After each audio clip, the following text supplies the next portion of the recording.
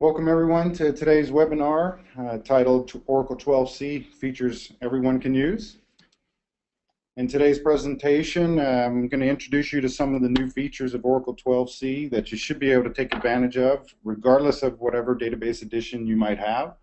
It's not a complete list of things we'll cover today, but rather a list of features that I consider long overdue and also might give you some reason to start your planning for the upgrade. I'll also talk a little bit about the multi-tenant architecture and how you might be able to take advantage of that even if you have standard edition. A little bit about Neovera. We're founded in 2001. We're headquartered in Reston, Virginia. We are a provider of complex hosting solutions, leveraging over a decade of technical expertise in IT consulting, managed services, data center services, and enterprise cloud solutions. We've grown to support hundreds of diverse client systems across multiple Tier 4 data centers, and we are a vendor agnostic hosting provider with 24/7 operations based on-site at our Equinix data center compound in Ashburn, Virginia, which is one of the largest internet and mobile traffic exchanges in North America. A little bit about my background. I am a certified professional. I have over 16 years experience working with Oracle and Oracle products. I've worked in various industries, healthcare, manufacturing, government, financial. I have been a presenter at other Oracle users groups, taught Oracle DBA and PL SQL classes. My background does include work performed as DBA, data modeler, consultant, and I have designed and managed a variety of different types of environments.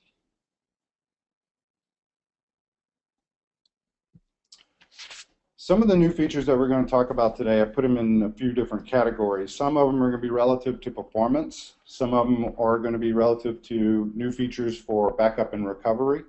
Some of them will be applicable to development staff or development on the database itself.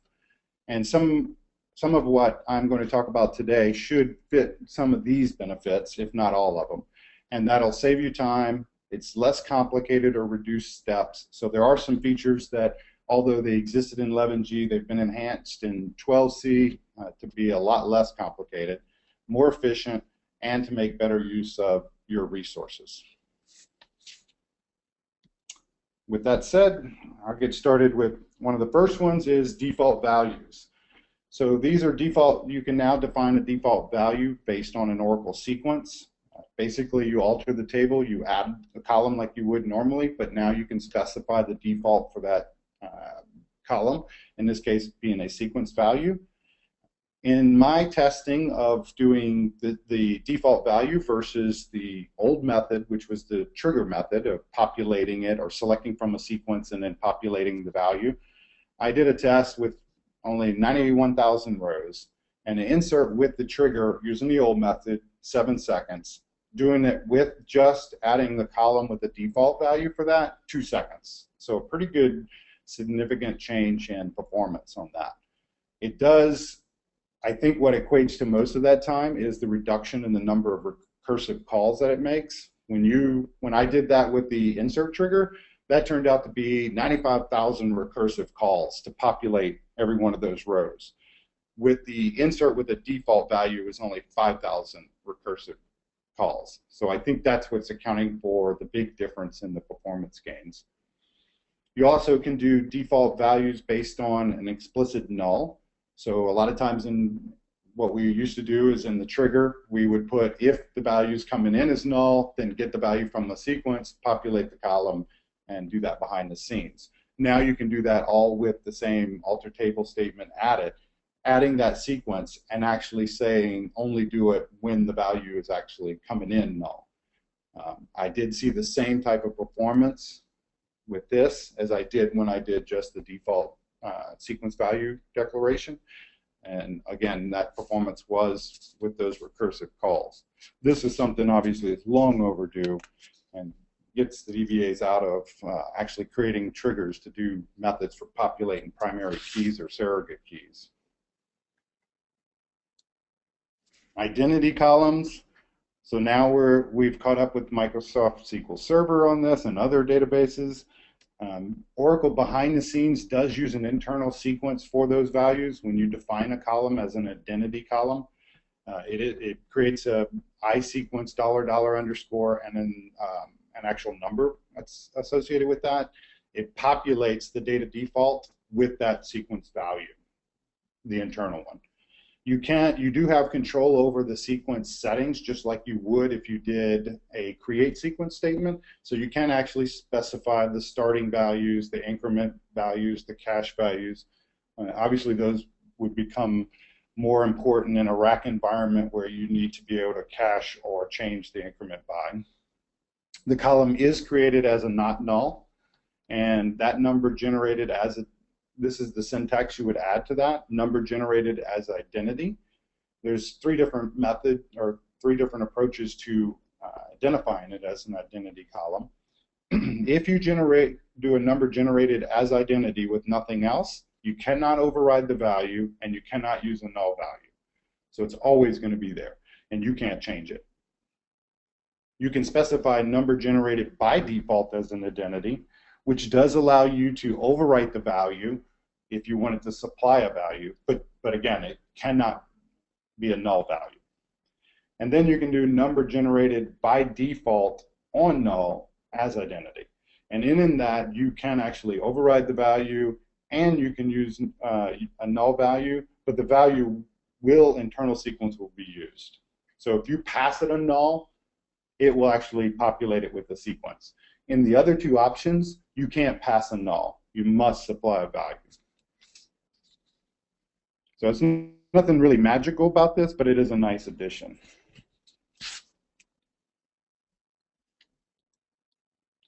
You can also do metadata only defaults. So, and this is the case where you add a column with a default clause that it's a metadata change only. It's not null, or you can add it as not null or nullable. In Oracle 11g, we had this functionality, but it had to be not null. So now you can actually do the nullable. The default values are actually maintained in the data dictionary. You can see that when you query the data dictionary. It does not consume any extra space when this is done. The beauty of this, which you couldn't do in 11g, is this is done in seconds. It doesn't matter if it has 5 rows or 5 million rows. It's literally done in seconds compared to the 11g method. In the 11g, you know, if you had a billion row table, you added a column with a default value, you basically waited until all those values, it scanned that and populated that. And in here I did an example with 1.4 million rows in 11gr2. I added just a created date and I set the default to be sysdate. That took approximately 51 seconds. The same exact operation in 12c with a little bit more rows, that happened in less than a second. So this is a huge benefit for being able to make changes to your database without impacting the applications as much. varchar2 has now been changed. So you can go to 3276, 32K roughly. That's increased from 4,000 in previous versions. It is, when you specify this, it is considered an extended data type. You do have to do some things on the database to make this available to you, and one of them is you must set this parameter max string size extended. The normal default value is standard, and that is pre-12c functionality. The one thing that you have to do this, though, and why I put this note, think before you act, it does have repercussions on your database. So this is one of the features, nice to have, so that you're not specifically declaring something as a clob to get this size. You do need to think about how it's going to impact the entire database. You do have to actually go through a process of bringing the database in upgrade mode first before you can actually take advantage of this. And once you set it, you cannot go back. Once it's extended, you can't go back and alter system and set this to standard. And then following that upgrade mode, you actually execute a script that does some internal changes. It's still stored as an out-of-line lob, but it does allow you to use whatever programming language you have that supports this now doesn't have to deal with CLOBs or LOBs. It can actually deal with the actual VARCHAR2 data. Some of the considerations you want to take into account before you decide to do this is that index keys still have a size limit. So if you add a VARCHAR2, this new VARCHAR2 data type to your table, and then that is one of the columns that has an index, you still have a limit on the index key. So that is currently an 8K block size is about 64K. So you still can't exceed that index key size limit. Virtual columns could be affected. So if you have virtual columns that were VARCHAR 4000 and now they might be increased to this new size. Views can be affected. So any views that are based on tables that have this new size, they would be affected. Materialized and consequently materialized views could also be affected. So it's a little bit more of a cascading. It requires a little bit more thought as to taking advantage of this feature, but you do have it available to you.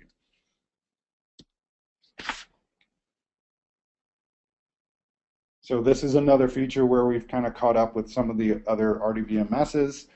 You can now have select statements send results back to the client straight from PL SQL. This obviously aids in migrations if you're going to convert from, let's say, T-SQL code into Oracle. You would now have a migration path for that emulates the same functionality. It eliminates the need of an explicit ref cursor. And it does introduce package procedures in this to implement this, which is DBMS SQL return result and get next result. The old method was generally you had an out parameter declared in the procedure, you populated that parameter with the cursor results, and you return that parameter back. Now you don't have to actually declare an out parameter for procedure. You can actually open the cursor for select and call the return result with that cursor, and that will return the results. There are some new JDBC functions that were added to support this. It also works in SQL+, so you could actually go into SQL+, have a procedure that opens up a cursor as select, and when you execute that in SQL+, you'll get the results back just as if you've done a select from the table. So this is actually pretty neat, not just for migration paths. Query row limits. Again, we've caught up with some of the other RDBMSs. Now you use native SQL to limit the rows or start at a certain position in the result set. Previously, as you may know, we had to do selects with an inner select that did an order by, and the outer select did a limit on it by selecting X number of rows. Now you can do it all inline with the select statement. You can give it an offset, so you can tell it to skip so many rows. It defaults to 0, so if you don't specify this at all, it's just regular functionality. And then the other options are fetch first, fetch next, and you actually specify either a row count or %. So you could say fetch first 10 rows. And then your second option or third option here is only or with ties. So if you execute a query and you say I want the top 10, fetch the first 10, and you say only, you will only get 10 rows back. If you fetch first 10 with ties, you're going to get the 10 rows you would have gotten, and that 10th value, whatever that is, if the next value is the same, it's going to include all of those rows as well. So you could actually, if you specify with ties and you're expecting 10 rows back, you may actually get 11, 12, 15, or 20, depending on what the last value in that sort criteria is. So whatever column you sorted on, if that sort value is the same as the next record after 10, it will get included as well. All of this the default rows returned on this is 1 if you don't specify anything, so you just get a single row back. So if you say fetch first rows, you would actually get just 1. You can't use it with a sequence column, so you can't fetch it based on the next val or current val. And it can't be used for incremental refreshes of materialized views. So you can't go and get a subset of the rows and try to use that to refresh a materialized view. If you do specify for offset, again, it defaults to 0, but if you specify a 0 or negative or a null or a number larger than the result set that would have actually been returned, it'll automatically default to that 0. So you can't actually put a bad value in there other than the true offset. And here's an example of that where I'm just selecting from DBA segments. I'm getting the top 6 segments based off of their bytes, the size. So I order it by descending. And now, again, I don't have to do all the inner selects and the outer select filtering. I just say fetch first 6 rows only, and I only get back 6 rows. Likewise, if I run that same exact query and I say fetch first 6 rows with ties, notice I get additional columns or additional rows that are returned because their values match the same value as the 6th row that was originally returned. So if you're planning for this to do pagination, or you're using this to only populate something on the client side and you only want a certain number of rows, then you do not want to use the with ties. The with ties might be more applicable in a case where you're doing some sort of analytics and you need to pick up those values as well.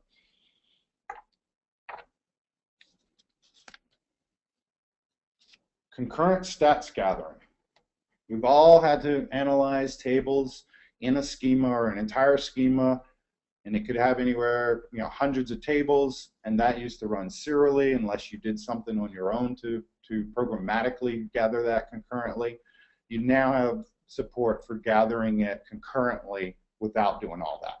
It actually uses the Oracle Job Scheduler and some advanced queuing, and it'll actually queue those tables up, and it automatically determines this, by the way, based on the available resources. So you don't specify, I want 5 jobs or 10 jobs. It does it automatically. You must have a resource manager plan activated for this to work. If you try to do it without that, it'll actually give you an error telling you there's no resource manager plan activated. So you will have to implement resource management if you don't already have that. I did it with a test and actually used Oracle's default maintenance plan. So you could get by with that if you didn't want to go through the hassle of creating the resource manager directives. You do need to set a global preference. Here I show it in DBMS stats, set global preference, concurrent, all. There's 2 or 3 different parameters to this, but this one I'm doing everything. And then I just execute a gather schema stats on this particular schema. And if I opened up another window and I looked at this DBA opstat operation task view, and while that stat was running on those few million row tables, I was actually able to see it populate this with the actual jobs that were running to gather stats on particular objects. And I basically took one of the tables and duplicated it like 5 times. And as I sat there querying it, I could see it finish one and start another. So in this case, it decided to do 2 at a time. This will be very helpful for those that have large number of tables that need to be analyzed, and you have the processor core count that it can actually take advantage of that to do it all concurrently without impacting. Also, if the table is partitioned, it will gather the stats on the individual partitions concurrently. You had that option before in 11G, but you had to call a special package to schedule and do it.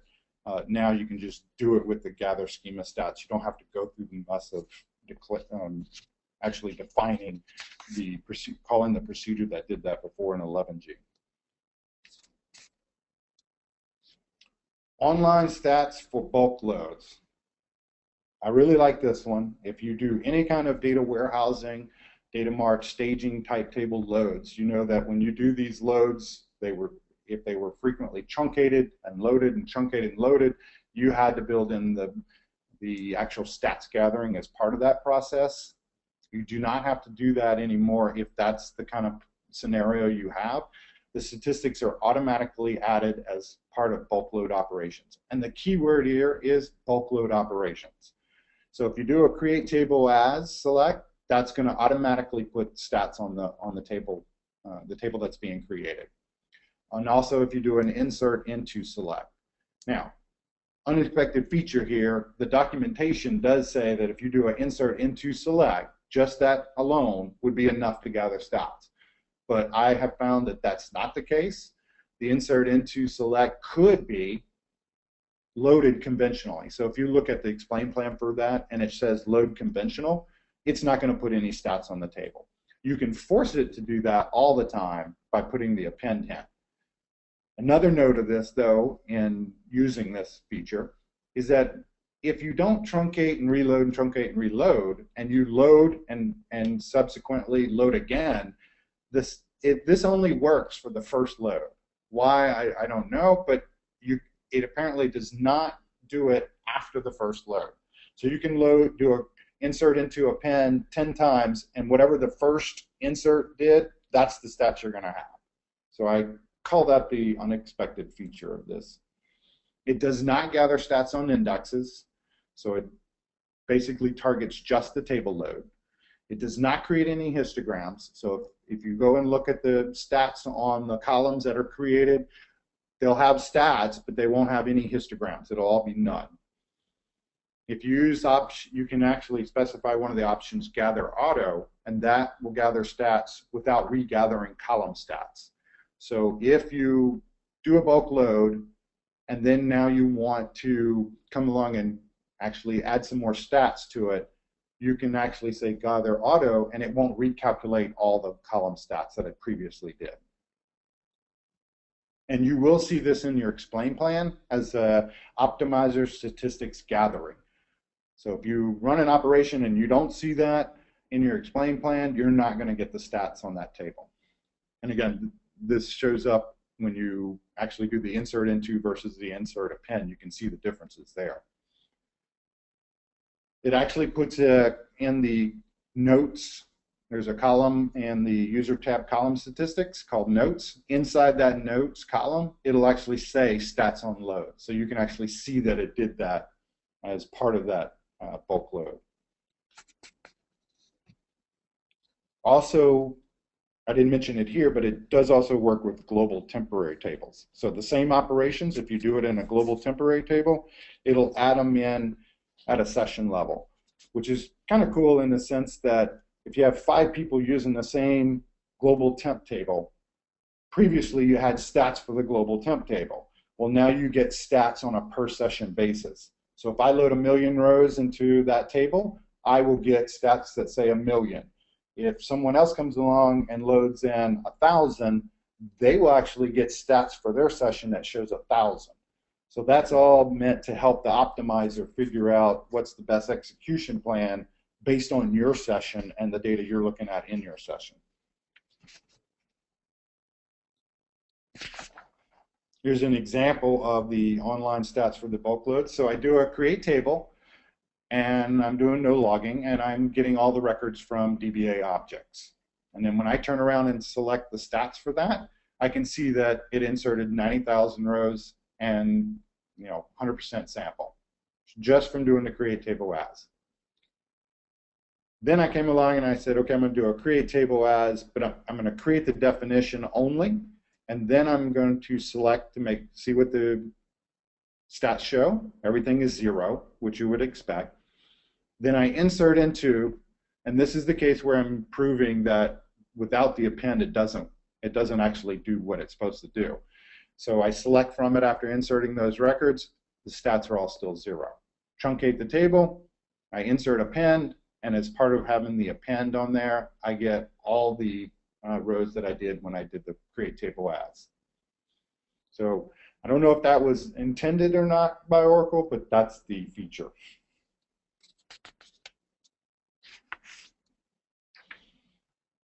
Again, I talked about session stats for global temporary tables.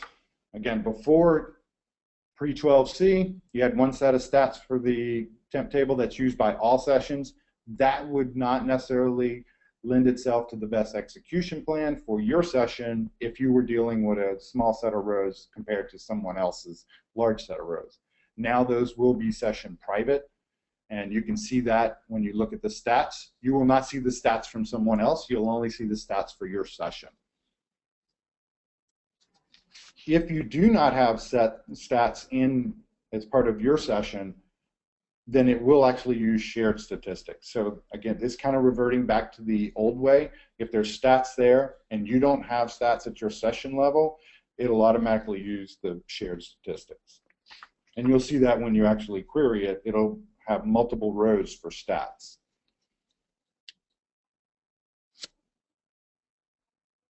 And here's an example of how I proved this with the session stats for the global temp table. I created on commit preserve rows, selecting from the same DBA objects, creates a table. I look at that, and it shows 90,774.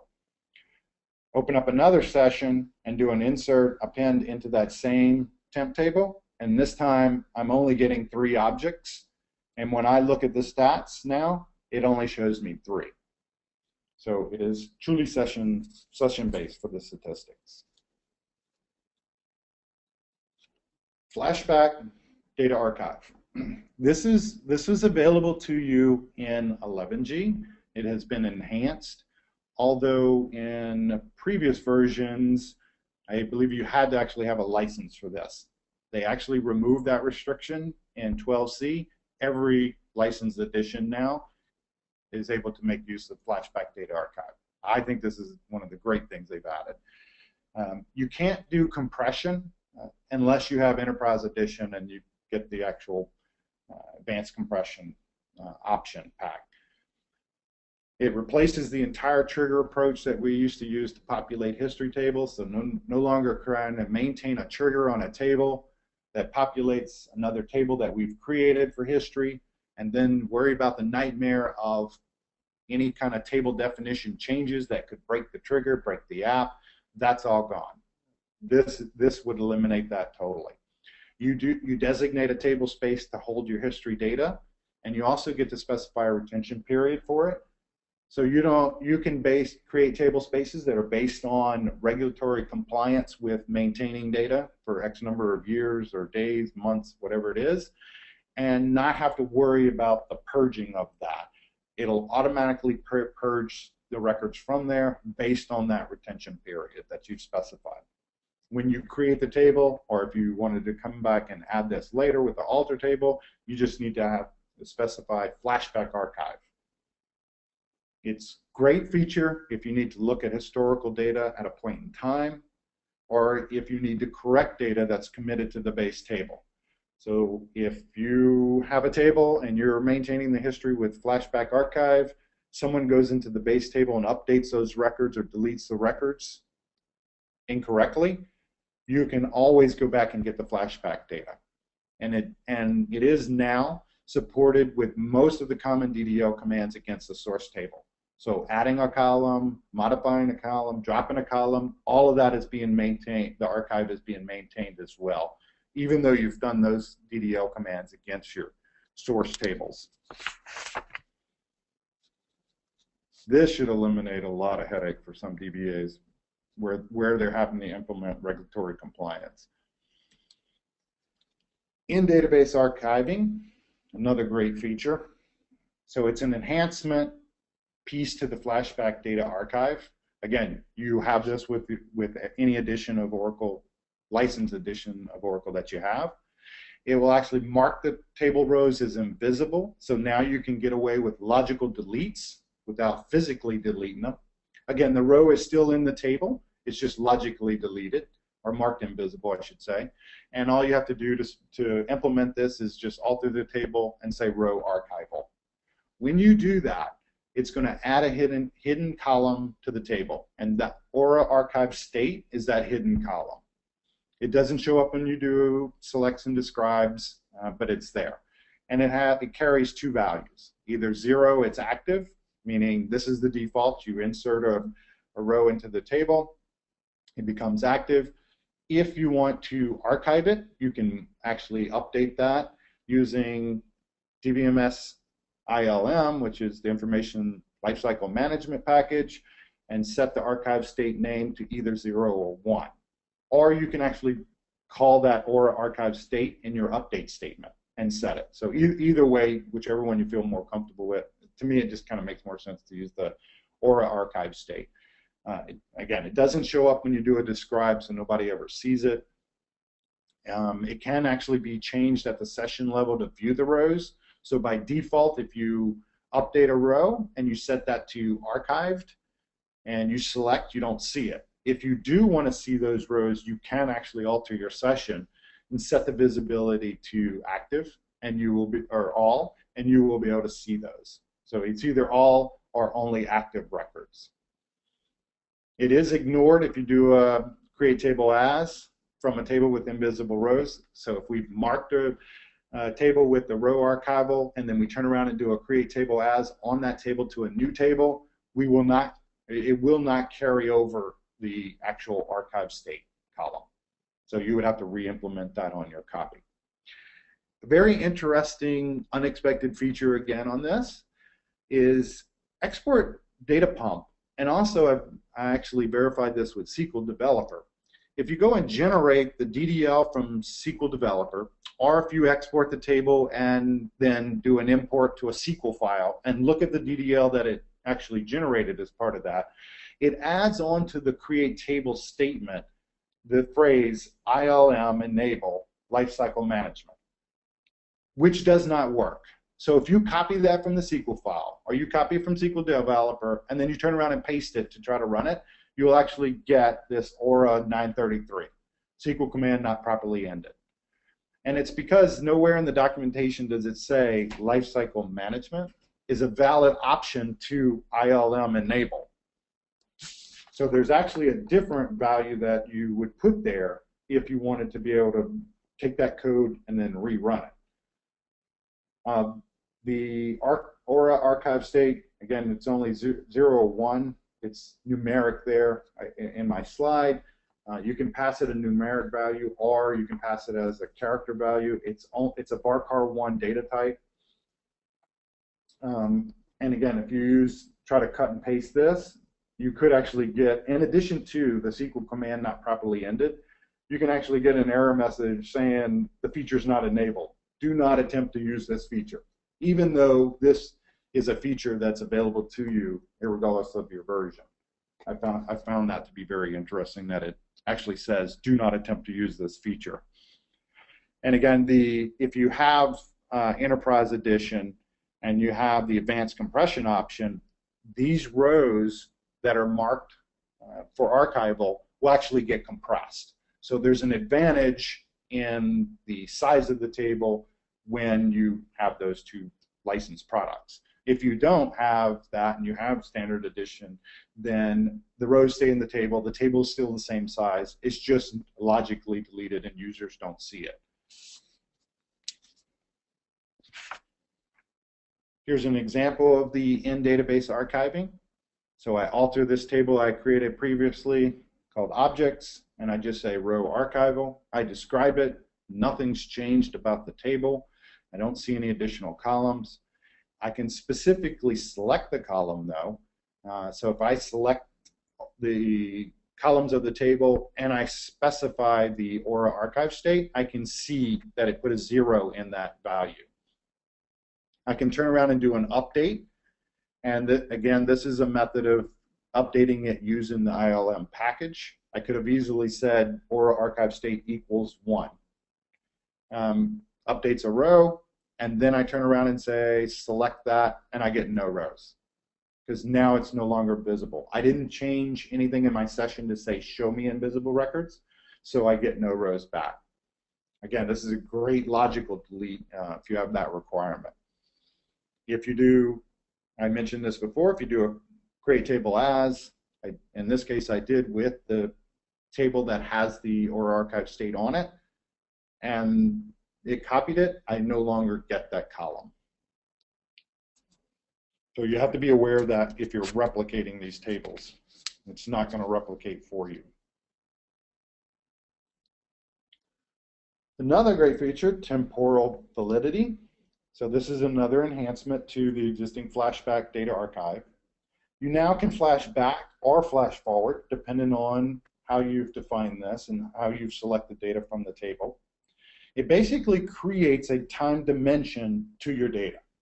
So all the people out there that have data marts have dimensions, and in these dimensions you're maintaining this begin date and end date to mark when a record might have been good at a given period of time. So we were, this would be the slowly changing dimension type 2s. You were maintaining that yourself with ETL logic. You now can do alter table, add period for, give it a name, and what it does is it puts 3 columns, and they're hidden, puts those 3 columns in the table, and they're automatically named based on the name that you gave it for a time name. So in this case, if I said alter table, add period for valid, I would get 3 columns that would be, one would be valid, it would be defined as a number, and what goes in that number, it appears to be like a SEN number, so that's how it's tracking some of that. And then the next column would be valid underscore start, and then valid underscore end, and those would have timestamps associated with them. When I am ready to use that particular dimension, let's say, and join it with a fact table, I could actually select the records and say as of period and give it the name that I used, which valid in my example I'm describing, and then give it a date time. And for that, it will automatically select only the records that were effective, basically effective, business effective, not transactional effective, for that time period. You can call the DBMS Flashback archive package and set enable at valid time and set it to one of these, meaning all records. I only want the most current record, or I want the current as of a certain date time. If you call that package in advance to your queries, then you would automatically, apply that criteria to, or filter, I should say, to your query.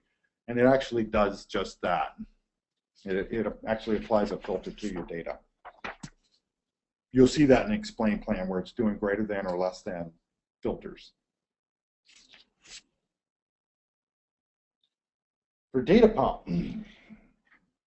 we've all had to do large data pump exports, and in that, you basically knew it started at a time, and hopefully you formatted the time correctly so that when it ends, you can see that particular piece, but you didn't know what actually took the longest in there. In 11G, you did have the ability to say metrics equals yes, and so you could get a message that for each class of objects that it was exporting, you would get it took X number of seconds. But if you had 500 tables, you would get it one time for all 500 tables with metrics equals yes in 11G. In 12G, you can add a log time, and this will actually stamp the log file for every single step in the entire export. Lets you see exactly how long each process takes, table by table, class by class of objects. You can specify these following different values: none, which is the default, and that's kind of giving you the backwards compatibility. Your log file will look just like it does today in 11G. You can say status to get status messages only. You can say log file to get log file messages only, or you can say all to get both. Interestingly, the feature is there, but if you did a export DP help equals Y or import DP help equals Y, you won't see it. It doesn't show up in the help. So they haven't updated that. And it is a lot more readable than using the metrics equals yes. Again, it didn't summarize on a per object basis. Now, if somebody asks you how long did it take for an export to run, or how long did it take this particular table in your export to run, you would actually be able to provide them with that information. So here's an example of what a log time for data pump would look like.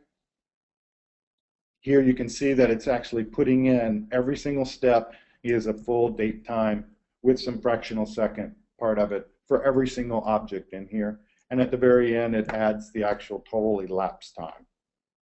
So this is pretty cool for people that did need to be able to report this back out. You can also, in Data Pump, export views now, and you can export them as a table. There's a new keyword added, views as tables. This will actually export the view as a table definition and export the data from the view and be able to use that data to create, and that table definition to be able to create it on the import side as a physical table with rows in the table. So import will create the table and import the data into that table that you define.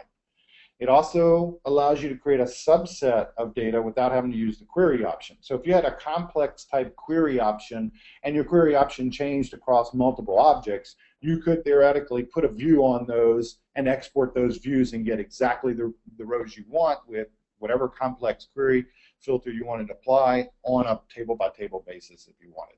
Or even in joins, if you were taking, let's say an example might be you were taking a relational database set of tables, and now you wanted to more denormalize that and use that as a load into a staging table for a data mart, you would be able to extract that if you were using Data Pump. You'd be able to extract that as a flat file structure, basically, denormalized using the views on your source system. It is much faster than importing when you're using network mode.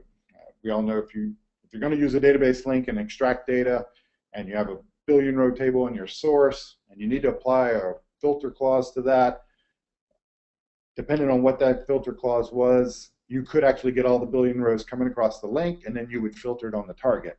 That is much slower than being able to put a view on the source, extract it as data coming through the network through that view definition. The query will be applied over on, obviously because of the view, it'll be applied over on the source system. The syntax for that view as tables is you specify the schema name, the view name, and then a table name. And here the table name is not the table you want created on the import. This is the table that Oracle will create internally on the database while it's processing all these records, or to get the metadata, basically. So it's basically a template used for the export to get the metadata. The default name, if you don't specify that at all, it'll default to this KU $view as table _ process ID table. And then that table will automatically go away when it's done.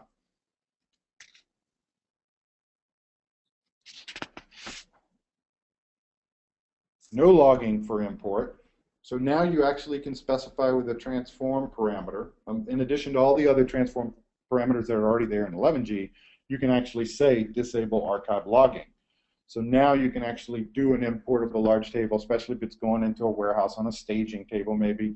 You want to be able to do that. No logging, you would be able to do that now. Previously you wasn't able to do that. It does disable the redo logging for only the table and indexes. If you do have force logging turned on, obviously it's going to disregard no logging, and you're going to get force logging anyway. So it won't violate the force logging setting. And it still generates some of the redo related to the operations that it has to do, the import has to do based on the master table and some of the create and alter statements. So you'll get minimal logging nevertheless, but for the big import, you could specify no logging.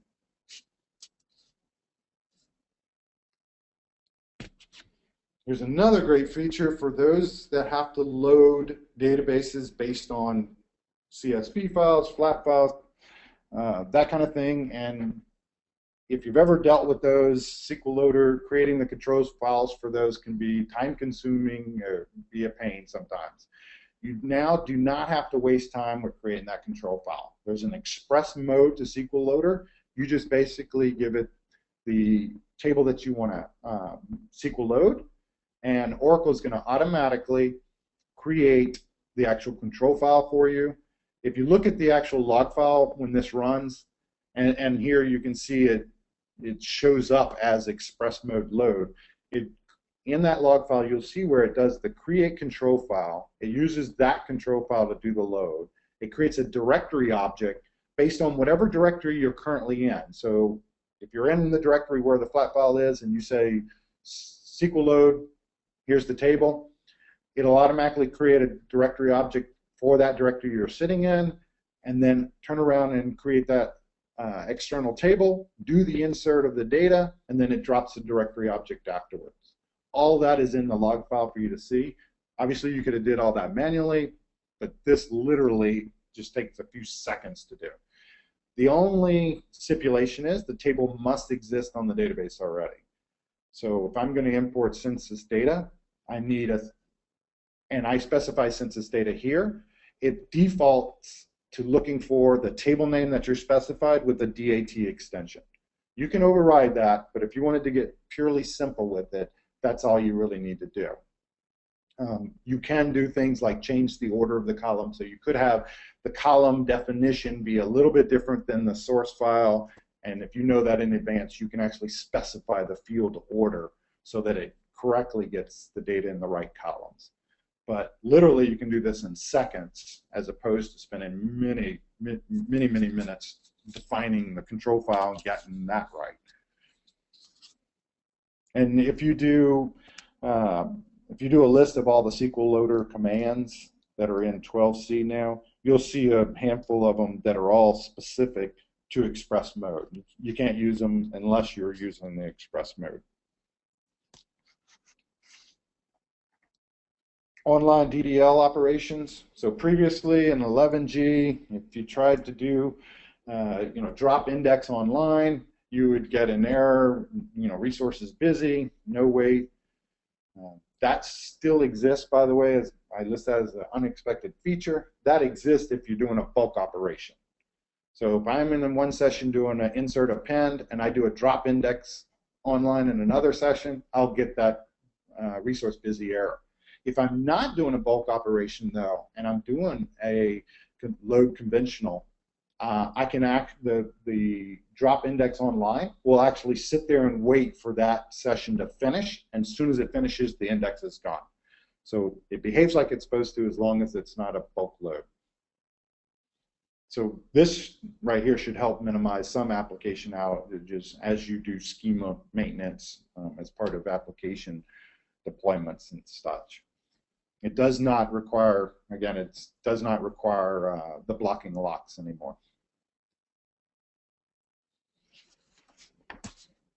Invisible columns. You can add a column and control whether it's visible or not from a selector describe. This is pretty neat because this allows you to do code deployments where you may be adding a column and you haven't released a new version of the app to take care of that column yet or to utilize that column. And your old code is doing a select star. So if we were to do that today in 11G, immediately after executing that add column, and the code does a select star, but it doesn't know what to do with that column, that breaks. The code would break. Now you can actually add it and say it's invisible. And when you do that, you can actually, and in this example I show that where I create a table, I give it first name, last name, and title. And I insert some data in there and I select from it so you can see the three values. I turn around and do an alter table and I add another column and I mark it as invisible. The same code session from previously does the select star from the table. It doesn't see the new column that was added because it's marked invisible. However, if you had another set of code that you were now rolling in to take advantage of the column, as long as you specifically specify it in your select, you will actually see it. So in this case, I'm saying give me the middle initial, and now it shows up as the output. This is great for code deployments where the app and the database deployments might not be in sync at the exact same time, which sometimes is not the case unless you take an outage. So this would help alleviate those issues. RMAN, so some of the command line enhancements to RMAN now is you can actually run SQL right from the command line. So in this case, you can see I run a select statement from a table right from within RMAN. You couldn't do this before. You could do some SQL statements, obviously, but they had to be prefixed with SQL. You don't need to prefix anything with SQL anymore. It just understands the SQL. You can actually do within RMAN, I do a describe on a table, and you can actually get the table definition. So SQL commands enhancement inside of RMAN. Another one is Resource Manager Runaway SQL Management. So you could always have Resource Manager directives, previous Oracle versions. In this version, though, you can actually take actions based on what the session's doing. So if you have a session that you see is an ad hoc query or something, and it starts to consume more than the amount of CPU or physical or logical I/O, you can take an action based on that automatically as part of the Resource Manager. And those actions here are, you have a few options. You can automatically switch the session to a different consumer group. So if they were in a high priority group and now they're ad hoc runaway, you can have it automatically switch them to a lower priority group to throttle back their resource usage and not affect, maybe your more sensitive OLTP application or whatever. You can actually tell it to cancel the SQL, terminate the session. So that's, really chop it off. And you can also do execution time limits. So you can say, this is supposed to run in an hour. It's been 4 hours. I don't want to get woken up in the middle of the night because I have a process that needs to be killed 8 hours later. You can actually set a time limit on it. It'll automatically see that it's exceeded that, or that it's going to exceed that execution time limit, trap the error, and automatically reschedule that for a later time. So some actionable items that you can take based on SQL, I/O or resource type consumption. Enterprise Manager Express. So I kind of show you what the screens look like here. If any of you have dealt with the Oracle Enterprise Manager 12c, this looks familiar to you. The days of Enterprise, the actual database DB console is gone. There is no more DB console in 12c. This is what you're left with instead. Enterprise Manager Express has the very same look and feel as Grid Control. So I really don't want to go into any details of that other than expect the whole look and feel to change. If you're not used to Grid Control, you might like it. I mean, some people like it, some people don't, but it has a pretty neat interface for some of the things that are grouped together. Queryable patch inventory. So now, instead of going out and doing an OPatch LS inventory on your system, or in the case of rack, going to every rack node and doing a query to look at the inventory at the command line, you now can actually make a package call, dbms q OPatch. You can run that from SQL+. That'll automatically get the OPatch inventory and be able to bring it back to the screen for you, just like a SQL+ session. There's a half a dozen or more procedures to this Q OPatch. Some really cool ones to actually look at individual bugs, show me the bug one-off patches. So just about a lot of the individual features you could do with the OPatch, you can now do with this package as well. This now allows you to kind of write your own reports, or especially if you want to do comparison between environments, all from SQL+, or from a tool that you're used to using SQL against, you can do comparisons. I think that's pretty cool. Another one I thought was pretty neat is clusterware what if command evaluation. So there's times where you might need to make a change to a resource. You might need to make a change as far as start and stop or deleting things. Now you can actually run a what if, or in this, the command here is eval. You can run an eval on it, and it'll actually simulate doing it without ever actually physically doing it. So you can see the impact if I were to do a CRS-ETL eval stop resource. What would be the impact if I stopped that resource? Now you'll get all those dependencies that'll tell you, you can't stop it because there might be a dependency on ASM or whatever other dependencies you might have actually set. Listener, all those things now will actually give you some insight into the impact of making that change before you make it. I think that's pretty neat.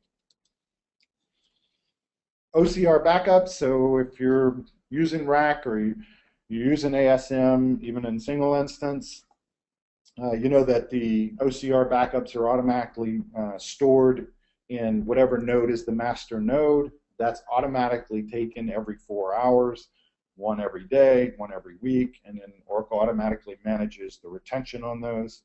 Now you can actually put this file in ASM. Now all the nodes can see these OCR backups. If you have a 6-node rack, and I've messed with 6-node racks before to where the backups one day could be on one node, and next week, as a result of maybe doing roll-in patches, that backup is now changed to another node. There's no automated way of saying this is my backup, other than you can do the OCR Show Backup. But you went looking for that file or had to go to a node for that file. Now it's available from every single node. It does require, if you want to implement this, it does require that the OCR be located on an ASM and in a separate disk group.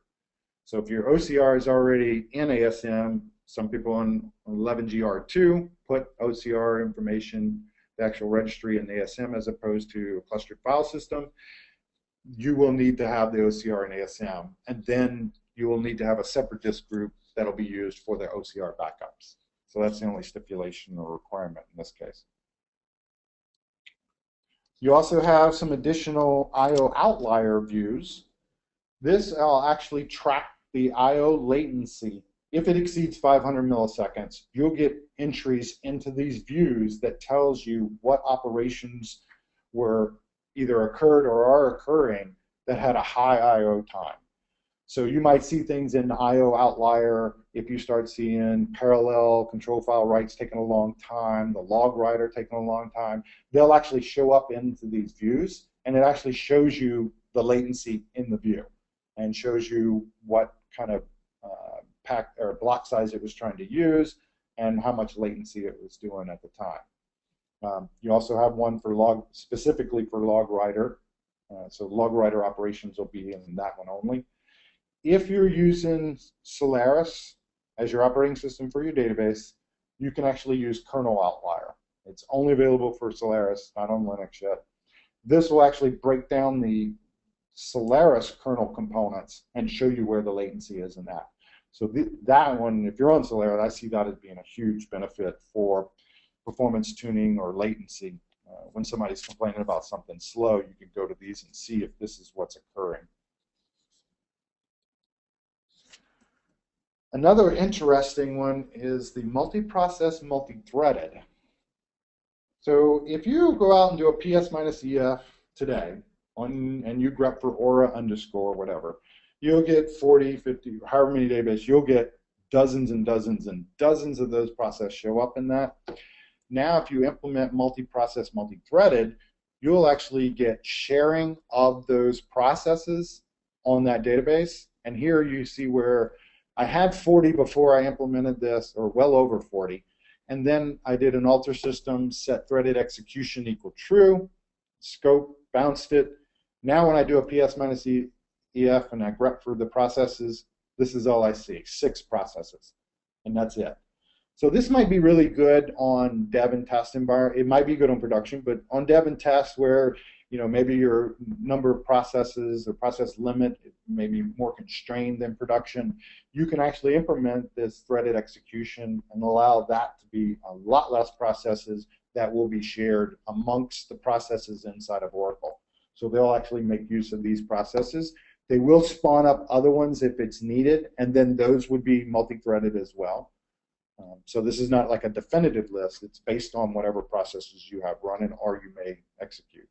But it's still a vast number smaller than what you would have had without multi-threaded. Code-based security, I think this one's a cool one if you deal with any kind of regulatory compliance where security, you have to be able to do a least set of privileges approach to granting permissions. You now can do grant roles to procedures, packages, and functions. That role then eliminates the need to grant those roles to the users, but typically you grant them to the user to execute a procedure or to execute or select something inside that procedure if you were doing with the current auth user or definers versus invoker rights, depending on how you define that. you might have to actually over-grant permissions to do something that a procedure needed to do. This kind of eliminates that. So now the users are not granted access to an entire object, but just a subset of the data in that procedure. And in this example, I kind of walk through the steps that you kind of take to do that. So you create a procedure, you put the auth ID as the current user. In this case, I'm creating a procedure to show employee records or all employees in a department, depending on what your role is. Then I grant execute on a procedure to a particular employee. I create a role that has a select privilege on that table. So I'm not granting the select to the user, I'm granting it to the role. I turn around and grant that role to the procedure. And now when the user calls the procedure, they will only get the procedures filtering out based on your role. They would only be able to see those records. They can't use the select table privilege to go look at all the rows or look at the entire table anymore. So now you kind of can get some of that application security model pushed into the database and let the database enforce that.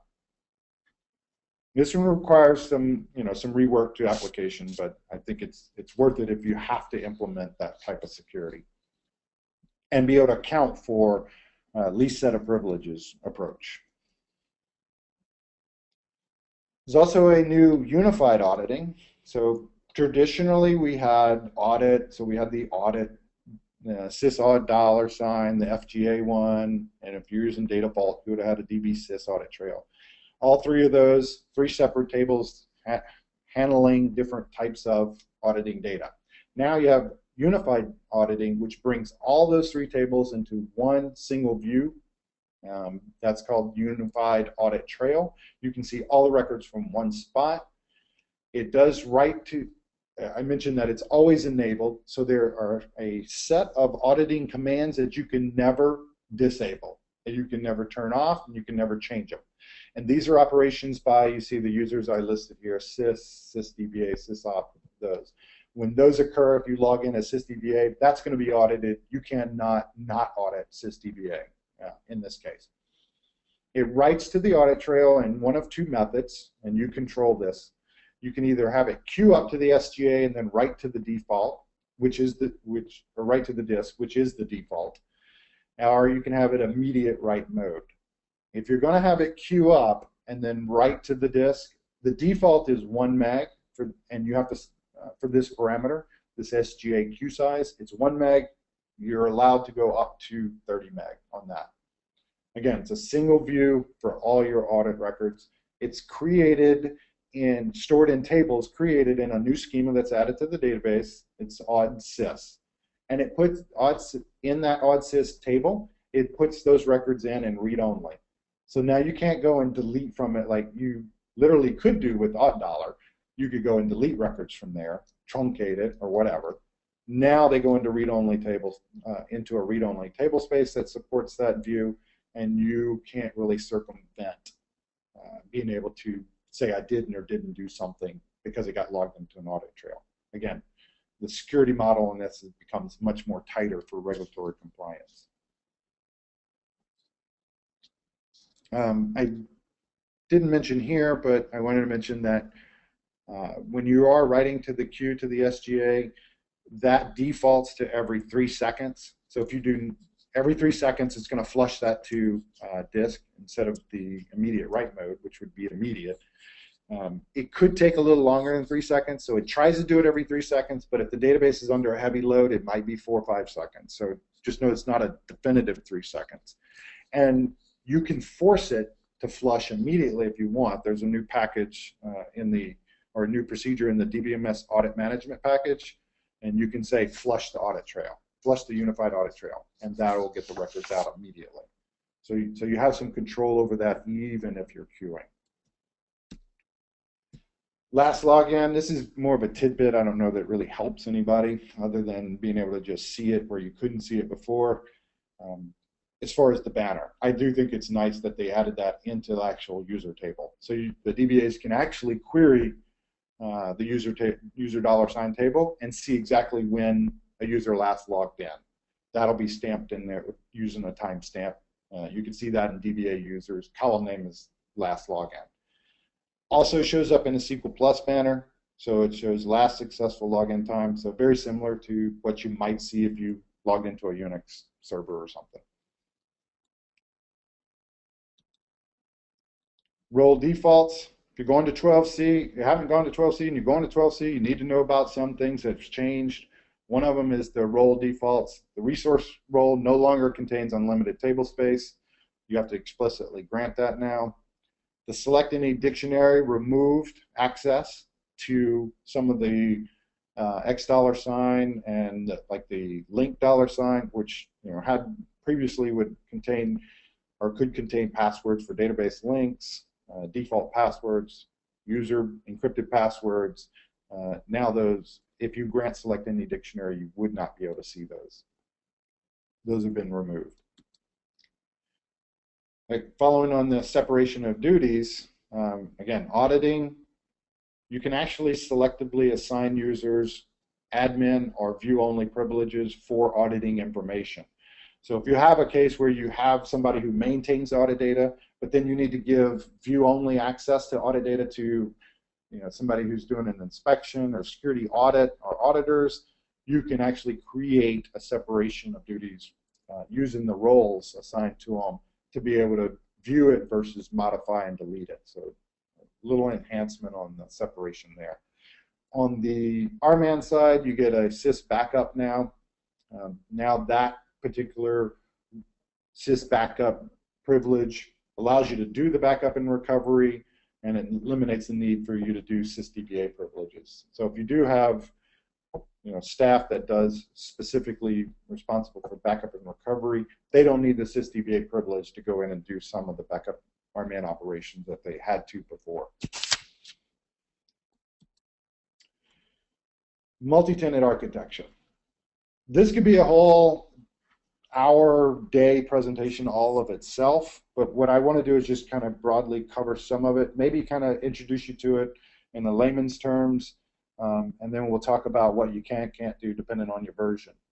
So overview in simple terms, introduces new concepts. One is called a container database, and all the other databases are called pluggable databases. A container database is nothing more than a root. There's only one of them, one to many between container and pluggable, that is. The container database is going to contain all the objects that are common across all pluggable databases. So a lot of the data dictionary stuff for the users and table spaces and things like that are all going to be common, and that's in the container database. There's exceptions about having additional, and you will have additional of those in a pluggable, but this is the core part of the database. When you create a blank database, those objects that are in there, most of them will all be in the container database. It also includes, as default, a seed database. And that seed database contains all those shared database objects that would be needed in the event you create a pluggable database. So it's kind of like the seed data for that, the data dictionary view stuff. You can have up to 252 pluggable databases in one container. You can only do that in Enterprise Edition. Unfortunately, in Standard Edition, you can only have one pluggable database in a container. We'll talk about why you might still be able to use that, but for the most part, the Enterprise Edition folks are the ones that can make use of this immediately and probably have a good impact on resource utilization on servers. So instead of having 100 databases self-contained, you can have one container database and 100 pluggable databases in there. Each pluggable database is somewhat self-contained from a security model standpoint. Apps don't know anything different about. They can connect straight to a pluggable database. They don't know whether it's pluggable or not. When you do a patch or an upgrade, you only have to upgrade the container. All the pluggables inherit that. So from a maintenance standpoint, Enterprise Edition people, huge benefit. You patch the container, and all 100 of your pluggable databases do not need to be patched. They're part of that patch. You can create users in a container that then cascade down, so there's a little bit of a hierarchy here. You can create a container database user, and that user now has access to all pluggable databases, or you can create a user in a pluggable database, and he can't go back up into the container. He's isolated into that pluggable only. Pluggable database, so it's just a collection of schemas. Think of that as if you had a sales application and you had an HR application, you can have one core or one container database, and then you can have a sales pluggable and an HR pluggable. And each one of those are basically standalone. Apps would connect to them just like they would as standalone databases. The benefit is they're shared in a container. The benefit there is there's isolation and separation between the database so they can't cross over to each other, even though they're physically plugged into the same container. So this is kind of my little analogy for people that don't know anything about container databases and pluggable. What's a good analogy? This is for Enterprise Edition. Think of a container as this power strip. It has one source of electricity, has one on-off switch, it has some common set of attributes. Then we plug things into that container. And down here we have, example is like we have this object that has a print and scan. We have another object that has fax and scan. We have another object that has email. We plug them all into this one container. And now when we do things on the container patches, all of these would inherently get that benefit as well, the patching, without any downtime or any of that. Notice here in this picture that the first two objects, the printer and the fax machine, they both can scan. So you can actually have, in a pluggable database, a user in every single pluggable database, the same exact user, all in one container database. They're physically separated by that pluggable feature. So you could have an HR in one pluggable database and an HR in another pluggable database, all in the same container, all with different objects, all with different permissions. So this is kind of like the simple analogy. Unfortunately, if you're running Oracle Standard Edition, you just get one of those plugs. Not a whole lot of benefit for patching and things like that. However, you could actually use it to do some things that are beneficial in the sense of upgrades. So you could actually have a container database at one release, another container database at another release, and actually unplug it from one and plug it into another. That is very quick, it's fast. You would be able to move from one version of Oracle to the other just by unplugging and plugging in. Some of the features of this, which I kind of mentioned there, but fast provisioning of new databases. You literally can create a new pluggable database in just a minute or so. You can actually make copies of an existing database, again, in a few minutes. So fast redeployment, simple commands to unplug it and plug it in. You can unplug from one, plug into another, take it to a whole new platform. You can quickly patch if you have you're just patching or upgrading the container. So done once, many databases benefit from it. Whether you have one pluggable database or many, the patch or the upgrade is kind of more so on the upgrade side than the patching to be able to move the pluggables through different versions. A machine can run more database instances in the form of pluggables than it can in individual database. So if you have a server and you typically scale your servers, let's say horizontally, vertically, and you throw 100 databases on that, that is going to consume more resources than if you were to have 100 pluggable databases. One thing I didn't mention in this that's kind of key to why that statement is true is a container database is basically all your SGA components. Every pluggable database shares that one SGA. Each pluggable database doesn't have its own SGA.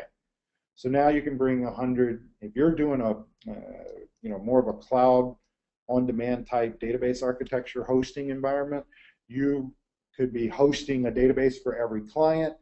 You could create and segregate those off, kind of like what Amazon does with whether you pick a small deployment or a medium deployment, sizing from a sizing perspective. You could get lumped with all the other smalls. That is much more better resource utilization than putting them all as individual databases. They all share a common memory structure.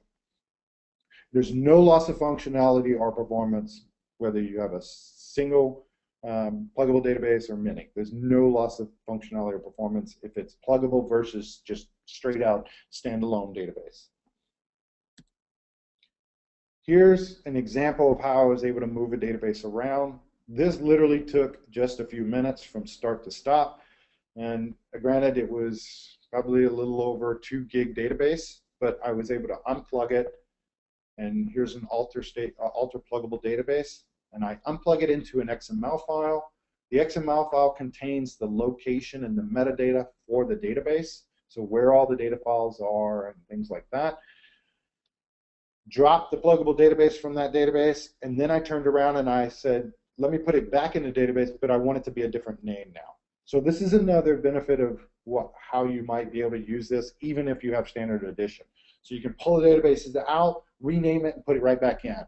And in this case, I'm telling it, since it's the same pluggable database, I'm just literally changing the name. I want to reuse all my files, and that literally went from unplug to open in just a few minutes, if less, maybe 2 minutes. So there are some features, even if you're using standard edition. There are rumors that there's new data pump functionality, this new generation of data pump that's coming that will take more advantage of pluggable databases than it would if you did not have a pluggable database.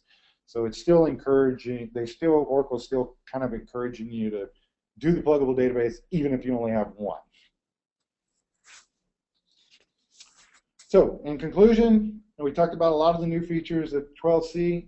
This is just a small fraction of, there's over 500 of them if you start counting all the functionality, if you had Enterprise Edition and some of the packs. There's literally over 500 of these new features. And we've only been able to touch on a few of them given the time, but the ones we did touch on, you would be able to use regardless of whatever database edition you have. What I recommend, most people don't jump on the bandwagon and be bleeding edge with the newest release, but now should be the time that you start planning your upgrade process for the next release. You should already start planning your environment and what it's going to take from either a deployment testing scenario to get ready for the next release. And again, NeoVera, we do assist with this. We do risk mitigation assessments for these so that we can look at your database and say, if you want to go from 11G to 12C, here's the things we'll look at to make sure that you're not using or try to use deprecated features, or if you're using features whereby they exist in 11 and they exist in 12, but the default behaviors changed, that's part of the risk mitigation. And then we either help you or we prepare an upgrade and implementation plan on that and do a post-upgrade review and then train staff on either what was done or the process or the functionality that they can take advantage of in the database. So at this time, I'll take some questions and answers if there are any. As you can see from my picture here, I thought this was kind of interesting. Siri is